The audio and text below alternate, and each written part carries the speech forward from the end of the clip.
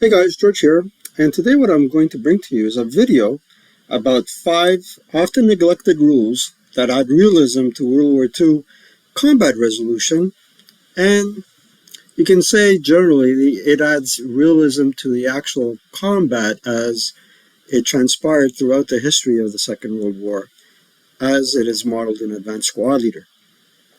So without any further ado, let's go into number 1.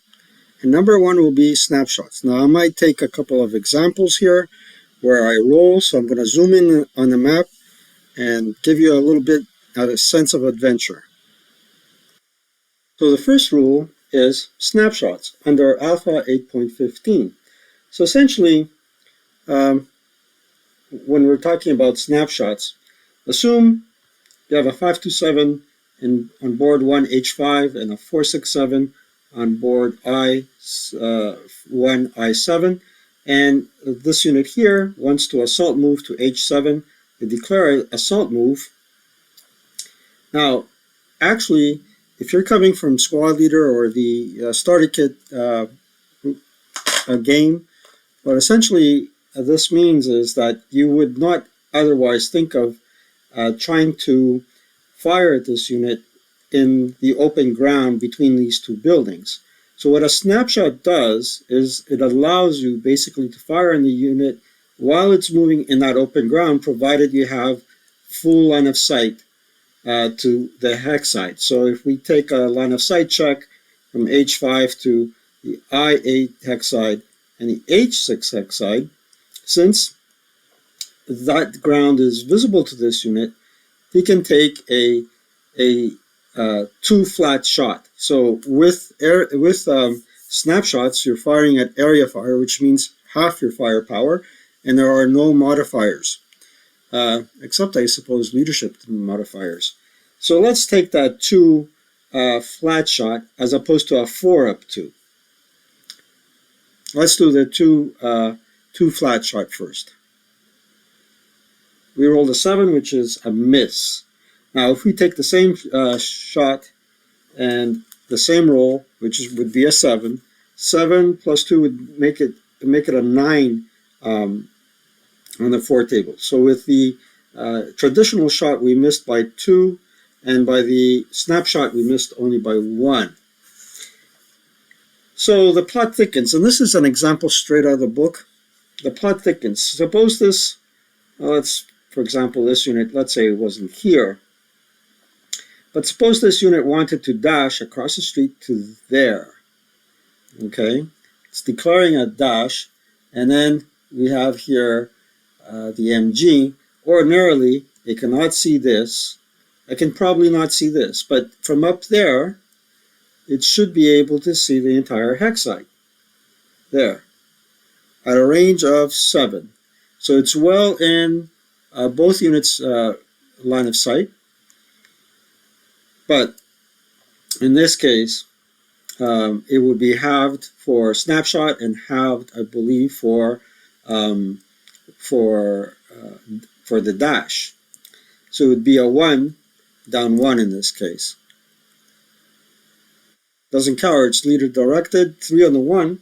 It's probably a 1 check. Let me double check. It's a 1 check. So I was saying that this is a textbook example. Now, what happens with the textbook? What's happening with the textbook is that in this case, notice it's a 1-paragraph example. However, there are references to other rules.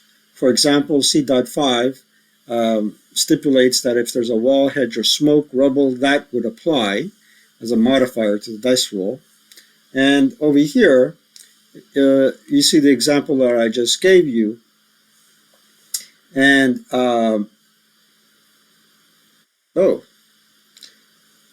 the example that I just gave you, I halved it for snapshot and I halved it for long range. But I did not take dash into consideration. Actually, I did take dash into consideration and didn't take long range into consideration. And what's the range for the MMG? 10, so it's within range. Let's see. So let's just read the example here between K2 and H7, G7. All right,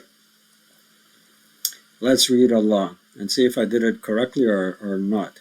Now, assume the 467 did not use assault movement and continues to move by entering G7.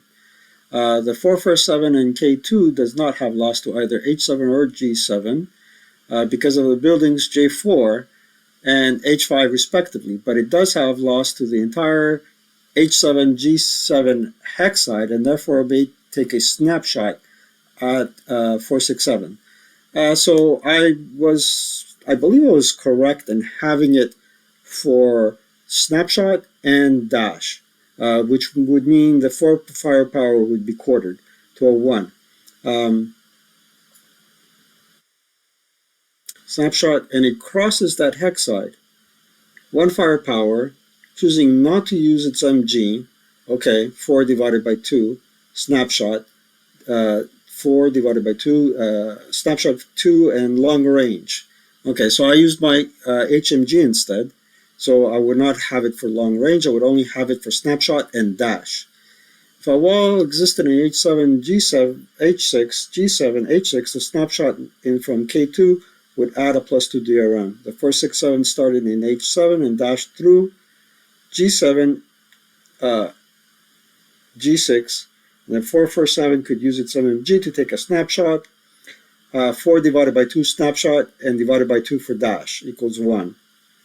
There you go. Yep, I did the second half of that example, not the first.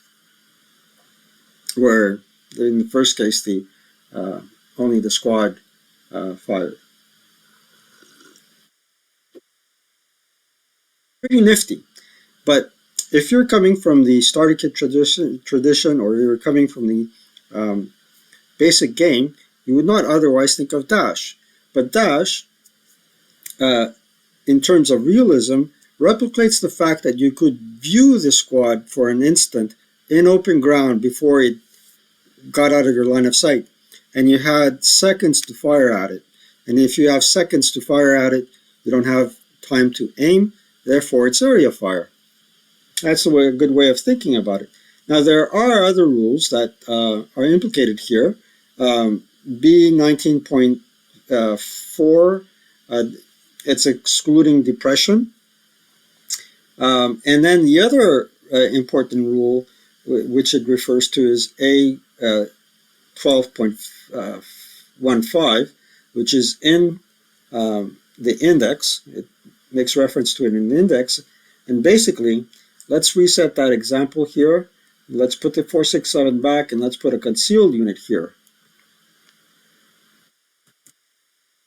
So at A12.15, what it states here is, suppose we're doing the unconcealment bump, the reveal bump, and this fellow goes, assault moves into there. The Soviet player reveals that unconceals a real unit, right, and bumps him back to there. So at the instant that this person is assault moving into the hex of the concealed unit, there is no snapshot, but the moment he is bumped back, that's where the snapshot occurs, conceivably.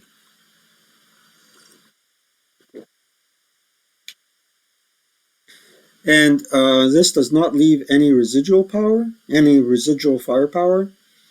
And we already discussed B9.2, and the other rules that come into play are under Charlie.5.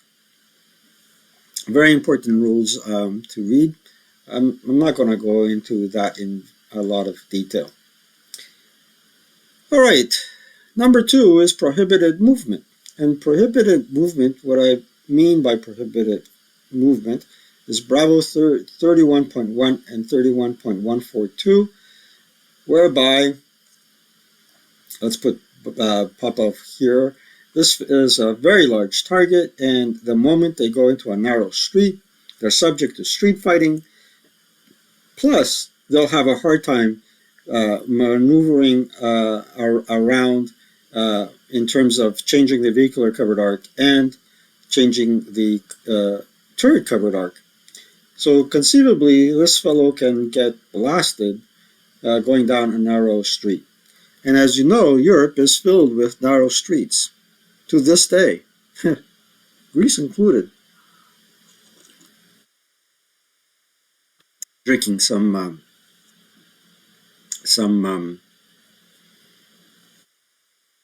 what's this called? I'll remember it. Some nice Sri Lankan tea. That's what it is. Not red rose, unfortunately. Good stimulant. So, now, how many of you have played with prohibitive movement under Bravo 31.1 and to 31.142? I've played it recently, and there are good rules to know, because more and more with hassles and new scenarios, they tend to stray away from the traditional geomorphic terrain and more towards more realistic terrain. So do pay attention to them. Number three is extreme weather. And for that example, I'm going to go here.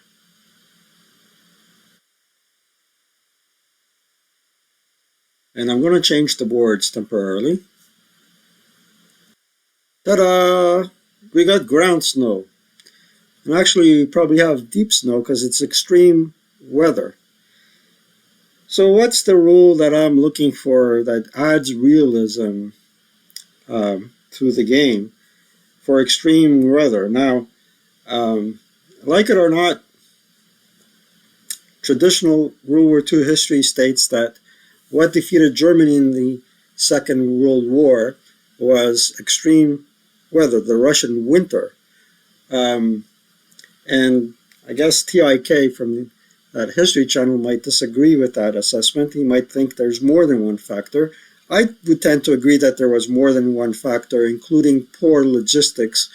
I believe that the Soviet Union had different rail width in the rail system than the rest of Europe. I think they were either wider or, well, not the same size.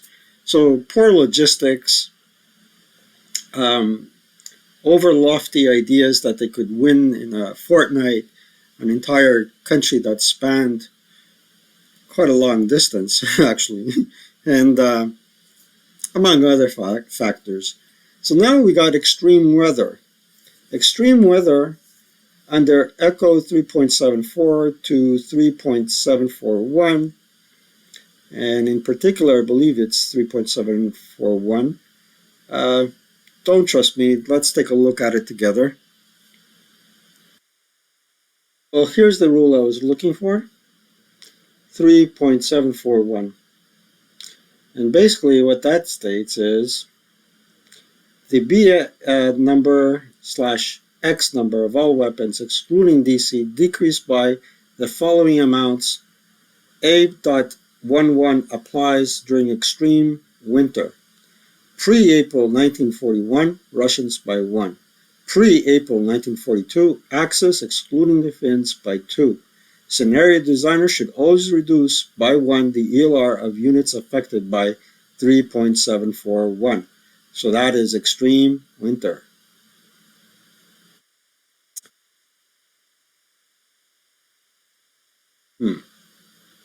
So now if we look at our map, and let's say it's January 1942. January, February, and it's extreme winter. All of a sudden, are these guys on an equal footing? The breakdown number here is on 11, and here, if it's January 1942, the Soviets are now exempt from extreme winter, but that LMG breaks down on a 10. And this as well breaks down on a 10. So let's say that it's the German prep fire phase. We're going to roll from here to there. Let's say for the sake of this scenario, there's no LV. It's just freezing cold and sunny, like it is mostly here in Canada. Okay, so let's take a shot here. We got 4 plus 3 is 7. Will be a 6 flat against the Soviets. IFT. 8.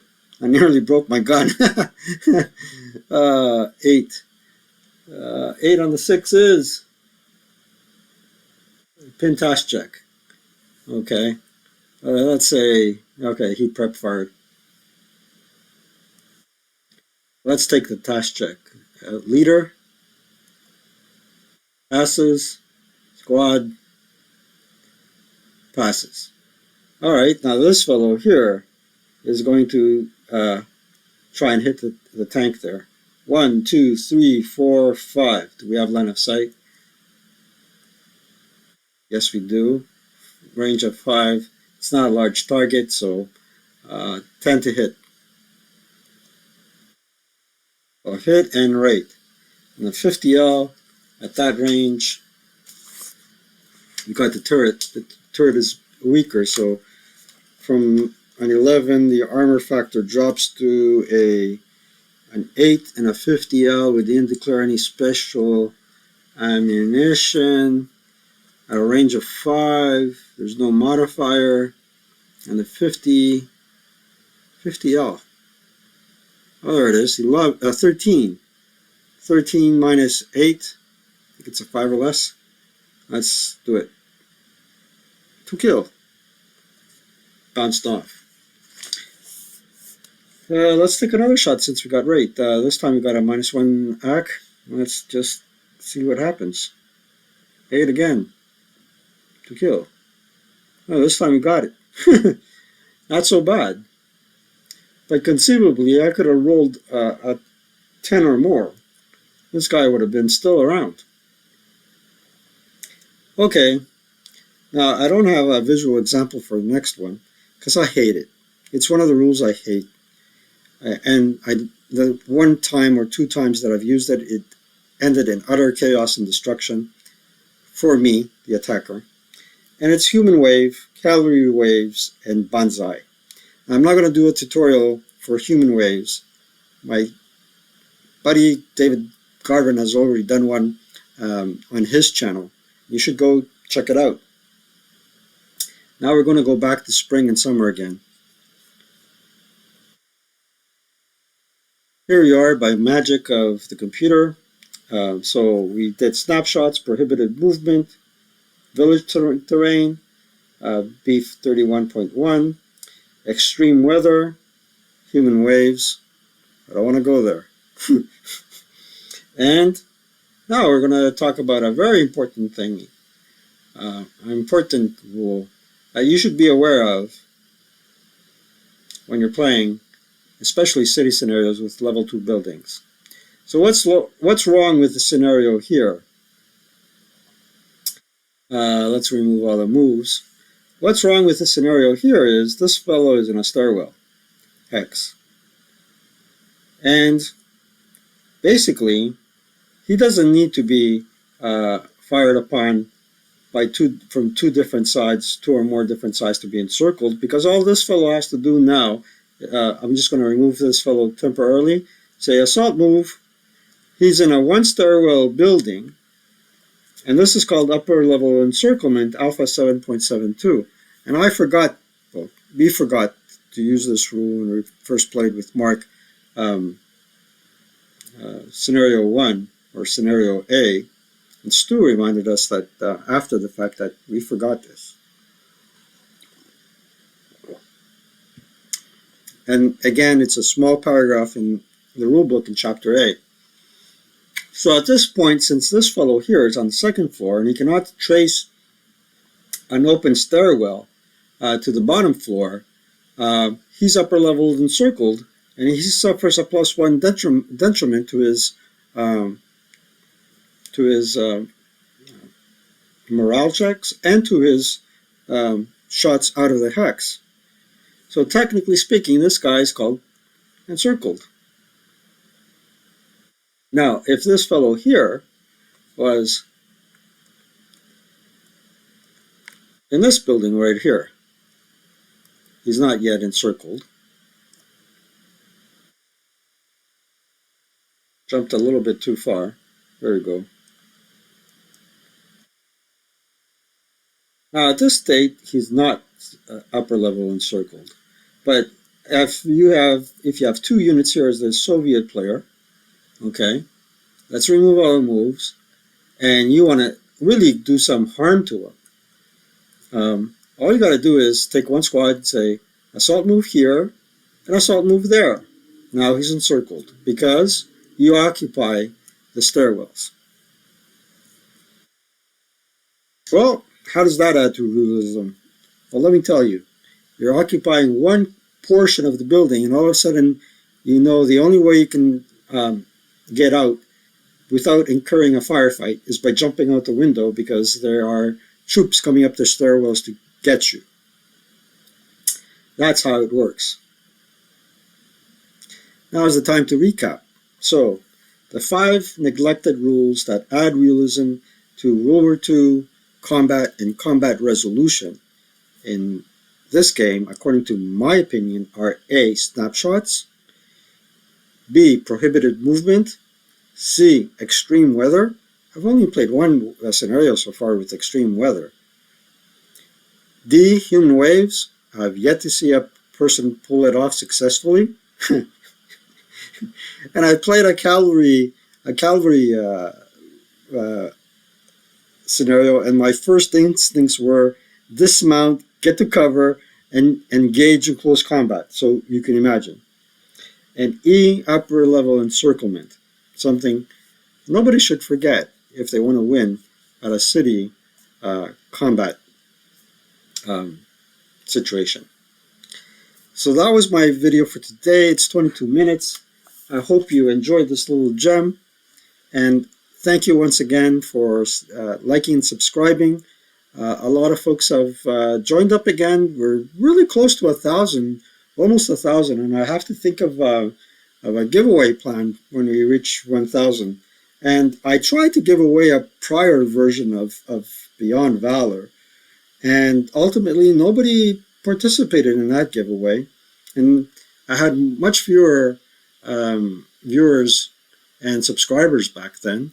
I ultimately sold it at on eBay, and the experience of selling something on eBay was really horrendous, really horrendous. And the person got a steal off of it, really. It was around 40 bucks. Somebody bid him up to 40 bucks. And eBay got a good chunk out of that, so did PayPal. So, anywho, I'm not complaining. I'm eternally grateful for all you guys that are watching this channel. Keep up the good work. I appreciate you taking the time to watch my videos and giving me feedback.